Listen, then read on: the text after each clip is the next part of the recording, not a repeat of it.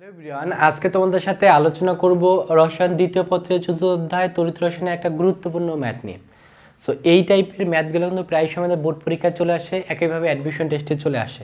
So আজকে আমরা এই ম্যাথটা সলভ করার কৌশল শিখব এবং পরীক্ষায় যদি এই ধরনের কোনো ম্যাথ আসে তাহলে তুমি এই যে টেকনিক আছে এই টেকনিকটা ইউজ করে কিন্তু সলভ করতে পারবা।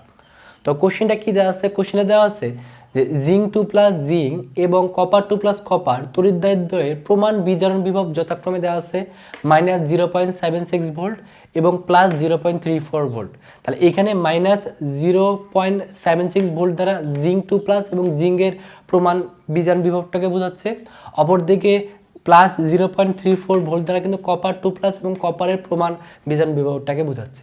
সো দেওয়ার পর আমাদের এখানে বিক্রিয়া দেওয়া আছে। বিক্রিয়াটা কি? জিঙ্ক প্লাস কপার 2+ বিক্রিয়া করে তৈরি করছে জিঙ্ক 2+ এবং কপার। যদি এই বিক্রিয়াটাতে স্বতঃস্ফূর্তভাবে এই বিক্রিয়াটা ঘটবে কিনা এটা আমাদের বের করতে হবে। তাহলে স্বতঃস্ফূর্তভাবে ঘটবে কিনা এটা বের করার জন্য আমরা কীভাবে এটা ম্যাথটা করব? সো এই ম্যাথটা সলভ করার জন্য তোমাকে কী করতে হবে? যেই বিক্রিয়াটা দেওয়া থাকবে সেই বিক্রিয়া থেকেই তোমাকে ই নট সেলটা লিখতে হবে। তাহলে বিক্রিয়াটা কী দেওয়া আছে সেই বিক্রিয়াটা থেকে লিখবো। সরাসরি লিখবো কি যে ই নট সেল সমান সমান আমরা কি লিখবো যে জিঙ্ক থেকে কি তৈরি হয়েছে জিঙ্ক 2+, তাহলে লিখবো ই নট জিঙ্ক থেকে তৈরি হয়েছে কি জিঙ্ক 2+, সূত্রের প্লাস। আমরা এখানে লিখবো কি ই নট কপার 2+ থেকে কি তৈরি হয়েছে কপার। Okay fine. আর কথা হলো যে এই যে ই নট জিঙ্ক 2+, এটার মান কি দেওয়া আছে? হ্যাঁ, এটার মান কিন্তু আমাদের এখানে দেওয়া আছে কি দেওয়া আছে -0.76 ভোল্ট, কিন্তু কথা হলো আমাদের দেওয়া আছে জিঙ্ক 2+ জিঙ্কের, বাট আমাদের দরকার কিন্তু জিঙ্ক 2+, তার মানে চিহ্নটা কি হয়ে যাবে? চেঞ্জ হয়ে যাবে। যেহেতু এখানে মাইনাস আছে তাহলে এখানে আমরা কি দেবো প্লাসকে লিখবো 0.76 সূত্রের প্লাস। আবার দেখো ই নট কপার 2+ কপার, এটার কি দেওয়া আছে? হ্যাঁ, এই কপার 2+ কপার এটারই আমাদের কত দেওয়া আছে? দেওয়া আছে কত? যে +0.34 ভোল্ট এটা দেওয়া আছে। তাহলে এখানে লিখতে পারি কত? যে +0.76 প্লাসে প্লাসে কি প্লাস, তাহলে কবে 0.34। তো এটা যদি যোগ করি তাহলে আমাদের ই নট সেলের যে মান সেটা কত আসবে? +1.1 ভোল্ট। এর কথা হলো যে আমাদের বের করতে হবে, কিন্তু আমাদের ই নট সেলটা শুধু বের করলে হবে না, আমাদের বলতে হবে এই বিক্রিয়াটা স্বতঃস্ফূর্তভাবে ঘটে কিনা। সো বিক্রিয়াটা স্বতঃস্ফূর্ত ঘটে কিনা এটা কীভাবে বুঝবো? আমাদের এইখানে যে সত্য আছে সত্যটা দেখলে বুঝতে পারবো। কখনো যদি দেখি ই নট সেলের মানটা 0 থেকে কম মানে ঋণাত্মক, তাহলে বলবো যে বিক্রিয়াটা অস্বতঃস্ফূর্ত বিক্রিয়া। আবার কখনো যদি দেখি ই নট সেলের মানটা 0 থেকে বড়, তাহলে সেটা বলবো কি স্বতঃস্ফূর্ত বিক্রিয়া। যেহেতু এইখানে আমাদের কি ঘটছে যে ই নট সেলের মানটা কিন্তু কি 0 থেকে বড় মানে ধনাত্মক, তাহলে আমরা সুতরাং আমরা কি বলতে পারি? সুতরাং এখান থেকে আমরা কি বলতে পারি? আমরা কিন্তু পড়ে আসছি যে কখনো যদি ই নট সেলের মানটা 0 থেকে বড় হয় তাহলে বিক্রিয়াটা কী হবে? স্বতঃস্ফূর্ত বিক্রিয়া হবে। তাহলে লিখতে পারি সুতরাং বিক্রিয়াটা কী হবে? আমাদের বিক্রিয়াটি হবে যে স্বতঃস্ফূর্ত বিক্রিয়া হবে। এটাই হলো আমাদের কাঙ্ক্ষিত অ্যান্সার। তাহলে আমাদের কখনো যদি বলে যে বিক্রিয়াটা স্বতঃস্ফূর্ত না অস্বতঃস্ফূর্ত, এটা বললেই তোমাকে আগে ই নট সেলটা বের করতে হবে এবং ই নট সেলটা আমরা তুলনা করে দেখবো যে 0 থেকে সে কি ছোটো না 0 থেকে বড় না 0 সমান। সো 0 সমান যদি হয় তাহলে বিক্রিয়াটা সাম্যাবস্থা হবে এবং কোষ টাইম নিতে হবে। এবং এই তথ্য যদি জানো তাহলে এই ধরনের ম্যাথ যদি পরীক্ষা আসে খুব সহজে তুমি সলভ করতে পারবা। এখন আমরা এই গুরুত্বপূর্ণ গাণিতিক সমস্যাটি সলভ করবো। আমাদের প্রশ্নটা কি দেওয়া আছে? দেওয়া আছে যে আয়রন 2+ এর তড়িৎচালক শক্তিটা আমাদের দেওয়া আছে কত? +0.45 ভোল্ট। নিকেল 2+ এর তড়িৎচালক শক্তিটা দেওয়া আছে +0.26 ভোল্ট। সো কোশ্চেনটা বলছে যে আয়রনের পাত্রে নিকেল সালফেট দ্রবণ রাখা যাবে কিনা ব্যাখ্যা করো। সো এই ধরনের কোশ্চেন যদি কখনো চলে আসে যে কোনো একটা দ্রবণের ভিতরে কোনো একটা পাত্রের ভিতরে কোনো একটা দ্রবণ রাখা যাবে কিনা, এই টাইপের যদি কোশ্চেন আসে তাহলে তুমি কীভাবে সলভ করবা? সো এটা সলভ করার প্রসিডিউরটা হলো তোমাকে বের করতে হবে ই নট সেল। এখন কখনো যদি ই নট সেল মানটা 0 থেকে কি হয় ছোট হয় বা ঋণাত্মক হয়, তাহলে সেটা কিন্তু জানি এটা অস্বতঃস্ফূর্ত বিক্রিয়া, মানে সেটা স্বতঃস্ফূর্তভাবে বিক্রিয়া করবে না। যেহেতু স্বতঃস্ফূর্তভাবে বিক্রিয়া করবে না তাহলে বুঝতে হবে সেই পাত্রের ভিতরে রাখা যাবে। কিন্তু কখনো যদি দেখো ই নট সেলের মানটা 0 থেকে বড়, তাহলে সেটা কি হবে? আমাদের স্বতঃস্ফূর্ত বিক্রিয়া হবে। স্বতঃস্ফূর্ত বিক্রিয়া মানে কি? সেই পাত্রের সাথে সেই দ্রবণটা বিক্রিয়া করবে এবং বিক্রিয়া করলে সেই পাত্রটা কি হতে ফুটা হয়ে যেতে পারে বা পাত্রটা নষ্ট হয়ে যেতে পারে। এর জন্য কখনো যদি দেখো হিসাব করে ই নট সেলের মানটা 0 থেকে বড় আসতেছে বা ধনাত্মক আসতেছে, তাহলে বলবো সেটা একটা স্বতঃস্ফূর্ত বিক্রিয়া। যেহেতু বিক্রিয়াটা স্বতঃস্ফূর্ত মানে বিক্রিয়াটা করবে, তার মানে দ্রবণের সাথে পাত্রটা বিক্রিয়া করে ফেলবে, বিক্রিয়া করলে কিন্তু পাত্রটা নষ্ট হয়ে যেতে পারে। এর জন্য তখন কিন্তু আর পাত্রে রাখা যাবে না। তার মানে মনে রাখবা যে ই নট সেলের মানটা 0 থেকে বড় হলেই সেটা স্বতঃস্ফূর্ত বিক্রিয়া হবে এবং স্বতঃস্ফূর্ত বিক্রিয়া হলেই সেটা পাত্রে রাখা যাবে না। সো এর জন্য আমরা কি করব, এই ম্যাথটা সলভ করার জন্য আগে আমরা ই নট সেলটা বের করব। তাহলে ই নট সেলটা কীভাবে বের করব? সো যেহেতু এখানে কোনো বিক্রিয়া দেওয়া নাই, তাহলে আমাদের এখান থেকে আগে বিক্রিয়াটা বা কোষ বিক্রিয়াটা বের করতে হবে। সো কোষ বিক্রিয়া বের করার জন্য আগে আমাদের লিখতে হবে কি, যে অ্যানোডে বিক্রিয়া, অ্যানোডে অর্ধকোষ বিক্রিয়া, এটা আগে লিখতে হবে, অ্যানোডে অর্ধকোষ বিক্রিয়া। কথা হলো যে অ্যানোড মানে কি, অ্যানোডে কি ঘটে মনে রাখবে, অ্যানোডে জারণ ঘটে। জারণ মানে কি, ইলেকট্রনের সারণ। এখন কে আগে ইলেকট্রন ছাড়বে, যে আয়রন না নিকেল, এটা বোঝার জন্য তোমাকে অবশ্যই এই সক্রিয়তা সিরিজটা জানতে হবে। কারণ এই সক্রিয়তা সিরিজ যদি জানো তাহলে তুমি বলতে পারবা যে আয়রন আগে ইলেকট্রন ছাড়বে না নিকেল।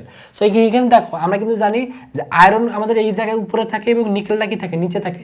যেহেতু সক্রিয় সিরিজে আয়রন উপরে, তাহলে আয়রন আগে ইলেকট্রন ছাড়বে। তাহলে আয়রন কত হলো, কয়টা ইলেকট্রন ছাড়বে? এখন আয়রনের যোজনী যেহেতু 2, তাহলে সে 2টা ইলেকট্রন ছাড়বে। 2টা ইলেকট্রন সেরে আমাদের কি হবে, আয়রন 2+ পরিণত হবে। অপরদিকে আমাদের কি ঘটবে, আর একটা ঘটবে হলো ক্যাথোডে অর্ধকোষ বিক্রিয়া। তাহলে ক্যাথোডে কি ঘটবে, সো একজন যেহেতু ইলেকট্রন ছাড়ছে আরেকজন ইলেকট্রন গ্রহণ করবে। এখন কথা হলো নিকেল গ্রহণ করবে না নিকেল 2+ গ্রহণ করবে? অবশ্যই নিকেল 2+ গ্রহণ করবে। কেন? কারণ নিকেল 2+ এর ভিতরে কিন্তু 2টা ইলেকট্রন ঘাটতি আছে দেখে কিন্তু নিকেল 2+ লেখা আছে। যেহেতু এর ভিতরে 2টা ঘাটতি আছে, তাহলে এই নিকেল 2+ কি করবে, এই নিকেল 2+ 2টা ইলেকট্রন গ্রহণ করে কি হবে, আমাদের নিকেলে পরিণত হবে।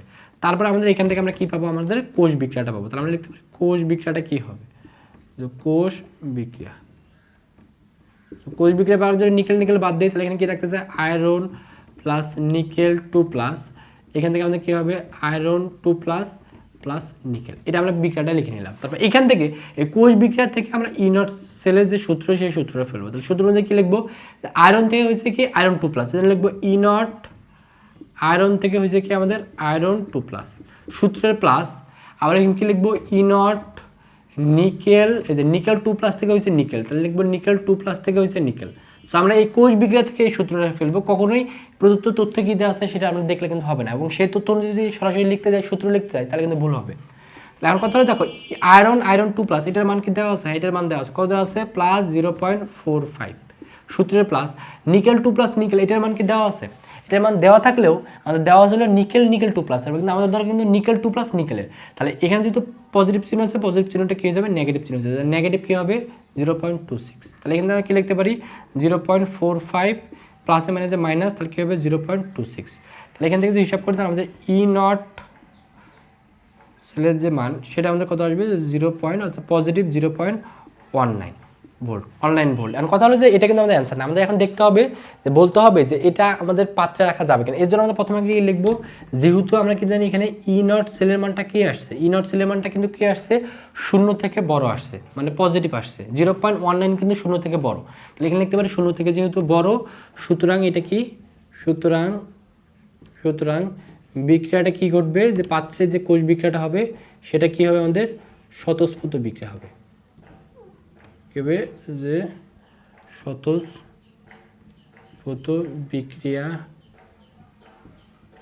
বিক্রিয়া হওয়ায় লিখবে, যেহেতু বিক্রিয়াটা স্বতঃস্ফূর্ত বিক্রিয়া হবে, তাই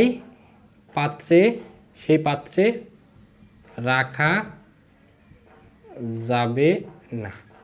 এটা হলো কাঙ্ক্ষিত আনসার। তাহলে আমরা দেখবো যে অঙ্কগুলো যদি এভাবে চাই যে পাত্রে রাখা যাবে কি যাবে না, তাহলে প্রথম কাজ হবে তুমি আগে এই ই নট সেলের মানটা বের করবে। ই নট সেলের মান যদি কখনো দেখো যে 0 থেকে কম আসছে, তাহলে বিক্রিয়াটা যদি অস্বতঃস্ফূর্ত হবে, মানে বিক্রিয়াটা যদি অস্বতঃস্ফূর্ত, তাহলে পাত্রে রাখা যাবে।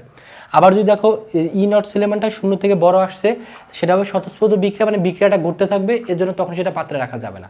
এবং যদি দেখো ই নট সেল = 0, তাহলে সমঅবস্থা থাকবে মৃত কোষ, এবং তখনও পাত্রে রাখা যাবে। সো এই কনসেপ্টগুলো যদি জানি বা এই তথ্য যদি মনে রাখতে পারি, তাহলে এরকম যদি কোনো কোশ্চেন আসে, তাহলে এভাবে কিন্তু তুমি খুব সহজেই সলভ করে ফেলবা।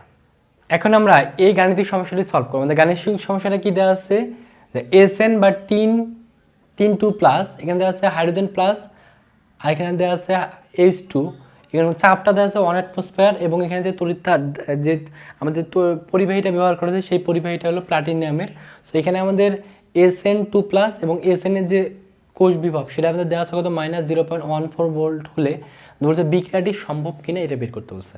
তো তোমাকে বুঝতে হবে যে বিক্রিয়াটি সম্ভব কিনা বলতে কি বোঝাচ্ছে। তো তোমাকে বিক্রিয়াটি সম্ভব কিনা বলতে বোঝাচ্ছে যে বিক্রিয়াটা কি অস্বতঃস্ফূর্ত না স্বতঃস্ফূর্ত, এটা বের করতে বলছে। তাহলে যদি তুমি হিসাব করে দেখো ই নট সেলের মানটা 0 থেকে বড় আসতেছে, তাহলে বলবো যে বিক্রিয়াটি স্বতঃস্ফূর্ত বিক্রিয়া এবং বিক্রিয়াটা সম্ভব। আর যদি দেখো ই নট সেলের মানটা 0 থেকে কম আসতেছে, তাহলে বিক্রিয়াটি অস্বতঃস্ফূর্ত বিক্রিয়া এবং বিক্রিয়াটা সম্ভব না।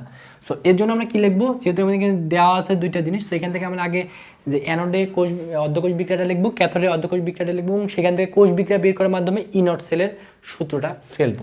তাহলে এর জন্য প্রথমে লিখবো কি, যে অ্যানোডে অর্ধকোষ বিক্রিয়া, অর্ধকোষ বিক্রিয়া। কথা হলো অ্যানোড মানে কি, অ্যানোডে কিন্তু কি হয়, জারণ ঘটে, এবং অ্যানোডে জারণ মানে কি, ইলেকট্রনের সারণ।